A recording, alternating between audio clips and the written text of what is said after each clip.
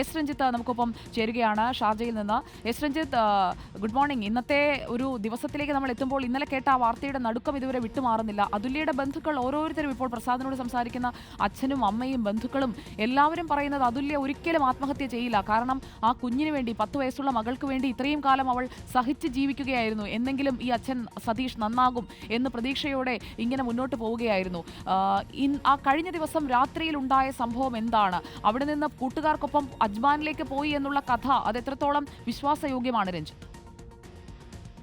അതായത് ലഭ്യമാകുന്ന വിവരങ്ങൾ അനുസരിച്ച് ഇപ്പോൾ ഇവിടെയുള്ള ബന്ധുക്കളും പറയുന്നത് ഇത് തന്നെയാണ്.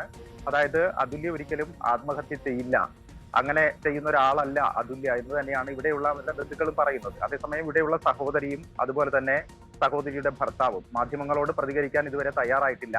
നമ്മൾ ഇന്നലെ അവരെ ബന്ധപ്പെട്ടിരുന്നു. അപ്പോൾ ഇന്ന് ഇതുമായി ബന്ധപ്പെട്ട് കൂടുതൽ ആലോചിച്ച ശേഷം അക്കാര്യത്തിൽ തുടർ നടപടി സ്വീകരിക്കാം, അതുമായി ബന്ധപ്പെട്ട് പ്രതികരണം നടത്താം എന്നാണ് അവർ അറിയിച്ചിരിക്കുന്നത്. അതേസമയം ഇന്നലെ ഷാർജ ഇന്ത്യൻ അസോസിയേഷനിൽ അവരെത്തുകയും ഇതുമായി ബന്ധപ്പെട്ട പരാതി നൽകുകയും ചെയ്തിരുന്നു. ഇനി ഇന്ത്യൻ അസോസിയേഷനുമായി ആലോചിച്ച ശേഷം മാത്രമായിരിക്കും ഇക്കാര്യത്തിൽ അവർ ഒരു തുടർ നടപടി സ്വീകരിക്കുക. അതായത് ഷാർജ പോലീസിന് പരാതി നൽകണോ എന്നതടക്കമുള്ള കാര്യങ്ങളിൽ ഇന്നാണ് തീരുമാനമുണ്ടാവുക. ഇനി സുജിയെ ചോദിച്ച ചോദ്യത്തിലേക്ക് വന്നാൽ, ഈ സംഭവം നടക്കുന്നതിന്റെ അന്ന് രാത്രി സതീഷും അതുപോലെ തന്നെ അതുല്യയും തമ്മിൽ ഈ വീട്ടിൽ വലിയ തോതിലുള്ള തർക്കമുണ്ടായിരുന്നു. അന്നും സതീഷ് നല്ല രീതിയിൽ മദ്യപിച്ചിരുന്നു, അന്നും ഈ പെൺകുട്ടിയെ ഉപദ്രവിക്കാൻ ശ്രമിച്ചിരുന്നു എന്നാണ് ഇവിടെയുള്ള ബന്ധുക്കൾ പറയുന്നത്. ഈ തർക്കവും വഴക്കും ഒക്കെ ഏറെ നേരം നീണ്ടുനിന്നു. അതിനുശേഷമാണ് സതീഷ് സുഹൃത്തുക്കൾക്കൊപ്പം പുറത്തേക്ക് പോയത്. സതീഷ് ഇവരോട് പറഞ്ഞിരുന്നത് അജ്മാനിലേക്ക് പോകുന്നു, സുഹൃത്തുക്കൾക്കൊപ്പം അജ്മാനിലേക്ക് പോകുന്നു എന്നാണ്. അതിനുശേഷം പുലർച്ചയോട് കൂടിയാണ് ഈ സതീഷ് തിരിച്ചു വരുന്നത് സുഹൃത്തുക്കൾക്കൊപ്പം. അതേസമയം ഇയാളോടൊപ്പമുള്ള സുഹൃത്തുക്കളെയും നമ്മൾ ബന്ധപ്പെടാൻ ശ്രമിക്കുന്നുണ്ട്.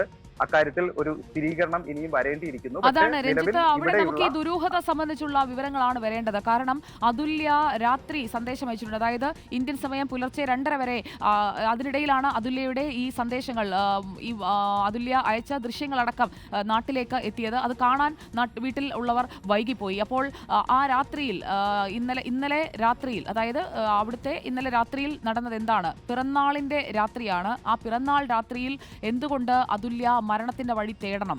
മറ്റ് സംഭവങ്ങൾ പലപ്പോഴും നേരത്തെ ഉണ്ടായിട്ടുള്ളതാണ്. അപ്പോഴൊന്നും മരണത്തെക്കുറിച്ച് ആലോചിക്കാത്ത, അവിടെയെല്ലാം പിടിച്ചു നിന്നിട്ടുള്ള ബോൾഡാണ് അതുല്യ എന്ന് ബന്ധുക്കൾ പറയുന്നുണ്ട്. ആ രാത്രിയിൽ എന്താണ് സംഭവിച്ചത്?